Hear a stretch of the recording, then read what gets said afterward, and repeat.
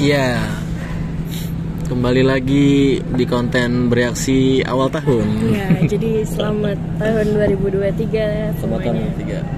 Ini film pertama kita yang kita tonton di tahun ini ya. Dan kesannya wadidaw. Mungkin ini akan menjadi pembuka film-film lain yang lebih worth it. Ya. Dan kita berkesempatan menonton film horor. Thriller horor. Iya. Dari Star Vision yang berjudul Puisi Cinta yang Membunuh. Ya, apa yang dibunuh?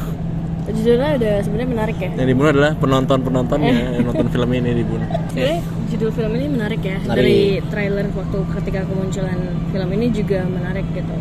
Apalagi kan dia ada beberapa yang kita tahu lah artisnya. Ya, itu jadi film ini diperanin sama Mawar De Jong sebagai Ranum. Terus habis itu ada Baskara Mahendra iya, sebagai Hayat. Ada juga Ayu Laksmi sebagai Laksmi. Dia Laksmi. Iya benar sebagai Laksmi. Terus ada Morgan Oe ya. Iya, yang sebagai pemeran pendukung tapi posternya nempel. Mukanya ada di poster iya, pendukung yang heran ini padahal Morgan Oe kan lumayan ya terkenal ya. Terus udah gitu kirain dia bakalan punya porsi lebih di film juga ini untuk sebenarnya penting sih, cuma kayak porsinya itu terlalu sedikit untuk dikatakan sebagai pemain ya. Karena dia sangat gajinya nggak nyampe 20 menit deh, 30 menit nyampe kali ya gitu deh. Terus ada siapa lagi? Kelly siapa namanya tadi? Ya, dan artis-artis lainnya. Itulah yang kenal lah yang bisa kita sebut. Karena yang lainnya ya kalau dibilang pemeran utama nongolnya dikit-dikit. Iya, benar. Gitu lah. Jadi sebenarnya ini menceritakan tentang si Ranum, yaitu punya anxiety lah, kecemasan. Iya. Gimana Mungkin ya? kita bacain sinopsisnya dulu aja deh. Kita baca sinopsisnya dulu. Iya. Jadi sinopsis Puisi Cinta yang Membunuh adalah kisahnya si Ranum yang Mawar De Jong tadi, yang selalu terperangkap kata-kata indah dari laki-laki yang kemudian mengkhianatinya dan berakhir dengan kematian mereka oleh sosok misteri. Drama keluarga Ranum terpilih dalam intrik situasi yang puitik, romantis, dan seketika berubah menjadi penuh teror. Sebenarnya teror ini dari awal ya sebenarnya. Iya, jadi kayaknya dari awal kan sudah banget menyebutkan kata puisi ya. Jadi tuh kayak sangat seni gitu ya. Karena dari awal pun dialog mereka pun sangat bagus sekali ya. Baku dan dari kata-kata yang dirangkai dengan sedemikian rupa lah istilahnya gitu ya. Iya, tapi sinopsis itu berbanding terbalik dengan isi filmnya. Jadi sebenarnya sepanjang sebenarnya waktu kita awal nonton gitu ya, kayak jujur 30 menit pertama nggak berkesan ya. Bukan sinematografinya gitu-gitu lah, tapi ceritanya gitu. Itu meraba-raba tapi bener-bener ngeraba banget ya, karena buta banget ini ceritanya tuh mau dibawa. Dan filmnya seni, gitu. Kirain ini sebuah film indie aja yang dikomersilin kayak film Uni kan. Cuman awal-awal cukup ya, kalau untuk film seni bagus ya, lumayan. Kayak seni itu kan. Karena maksudnya kayak dari jadi itu ada sebuah puzzle yang masih berantakan gitu lah. Jadi kayak misalkan ada sebuah misteri kayak pembunuhan. Nah, dari misteri pembunuhan itu kayak setiap pembunuhannya itu kayak dibacain puisi. Jadi berdasarkan sebuah puisi di dalam komik gitu ya kalau nggak salah. Dan rata. Iya, apalagi kan si pemeran utamanya kerjanya di bidang fashion design gitu. Jadi kayak makin yang seni banget lah gitu ya. Seni banget. Gitu. Tapi ya itu hanya 30 menit sampai 1 jam awal film ini. Dan akhirnya setelah filmnya berjalan dan di menit-menit akhir ya sekitar 30 menit puzzle-puzzlenya. Enggak, dari film seni itu berubah jadi film konvensional seperti biasa gitu. yang akhirnya terbuka semua. Maksudnya kalau mau jadi film seni ya udah seni aja. Kita punya bayangan bagus nih misalnya. Kita berangan-angan filmnya gini. Biar kita mikir sendiri. Tapi ternyata dijelasin gitu di akhirnya. Iya, dan udah gitu berubah genre gitu jadinya. Yang tadinya jadi kira kita tentang thriller psikopat gitu kan, yang dibalut dengan romantikanya puisi gitu kan ya. Ternyata film supranatural. Iya. Ya nggak sih? Film keluarga, film drama. Yang punya supranatural. Jadi kayak kayak inkonsistensi dalam sebuah film cerita. Ya, dalam ceritanya gitu. Juga ada beberapa apa ya, kalau dibilang karakter itu yang tadi di notice di awal, seorang Morgan hanya dipakai jadi pemeran pendukung yang sedikit sekali scene di awal-awal doang. Dan itu juga nggak menjelaskan apa-apa. Iya benar. Benar-benar jatuhnya endingnya yang kayak film horor pada umumnya. Jadi padahal, sebuah balas dendam. Iya, padahal kalau yang nggak tahu juga gitu kenapa. Padahal kalau di awal kan kayak dibikin sedemikian rupa kayak berbeda dalam film-film konvensional lainnya ya.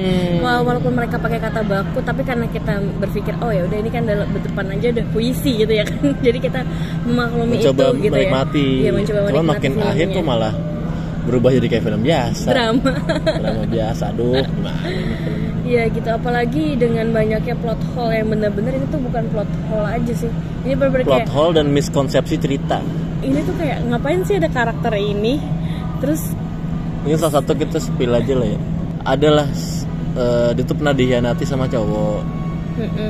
Dan terus dia balas dendam lah. Si sosok ini ya, sosok ini balas dendam di kita tidak bisa menjelaskan lagi, nggak jelas ini. Ya jadi kayak sosok misteri ini tuh melakukan pembunuhan.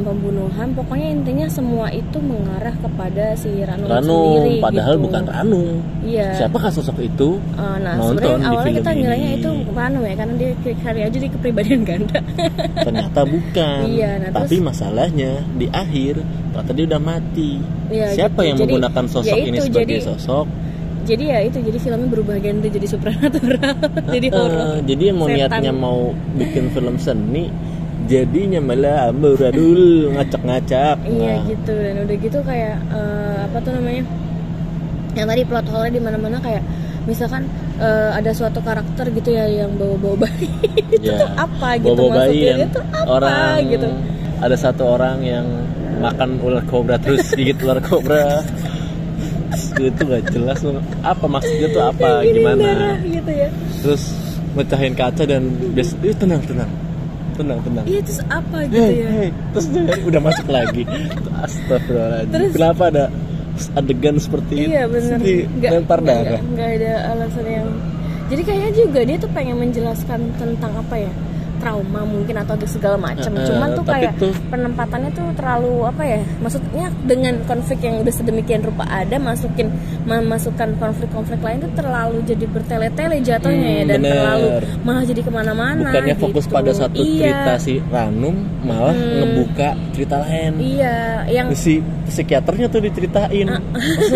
Maksudnya kita juga nggak perlu tahu dia mau jadi apa. Mungkin dan intinya kayak emang mungkin dia punya intinya sendiri, kayak mau menceritakan tidak ada kekerasan gitu, tapi tuh kayak berbelit-belit gitu, karena kan sebenarnya inti di sini kan misterinya siapa orang yang sebenarnya suka bunuh itu dan apa alasannya dia gitu kan, apa kaitannya sama Ranum gitu kan. Malah proporsinya sedikit. Iya, jadi terus juga nggak ada latar belakang kenapa si sosok ini ngebunuh. Iya. Kalau cuman alasannya cuma satu di akhir scene doang itu tuh, di ending film doang kan apa gitu. Terus kalau emang latar belakangnya orang tuanya broken home, suka ini, itu juga nggak masuk, nggak relate sama. Jadi banyak banget scene-scene yang nggak, jadi lompatnya bener-bener lompat, bener-bener kayak kepisah banget adegannya. Mending tuh lompat kayak, dijelasin. Iya, jadi tuh kayak cuma scene cuma dimasukin tanpa adanya apa ya, pernah memperhalus bridging. Iya gitu, apa namanya, kayak scene di awal misalkan yang Ranum tiba-tiba dijauhin teman-temannya, dilihatin apa gitu, kenapa gitu kan, kita nggak tahu ya kenapa dia dijauhin teman-teman. Karena dari meskipun setelahnya dijelasin pasti ada kematian dan tidak ada dia di situ, tapi yang nggak dinotis juga di awal. Yang di awal ini nggak ditarik lagi ke belakang. Jadi ya gitu deh. Begitulah, terlalu sulit untuk mendeskripsikannya. Aduh, ini pada harusnya kita nonton Alena anak ratu iblis aja. Sudah itu. Oke. Langsung ke skor saja untuk puisi Cita yang membunuh. 5/10. 5/10. Aku kasih 3,5/10 tiganya untuk Mawar Jong, setengahnya buat tapi puisinya. Mawar Jong bagus kok. Suaranya Mawar Jong juga bagus tau. 0,5 buat puisinya. Suaranya Mawar Jong. Sisanya 3 untuk suaranya Mawar Jong. Mantap. Mending bikin yang ini deh, horor lagi. Bikin film keluarga aja deh.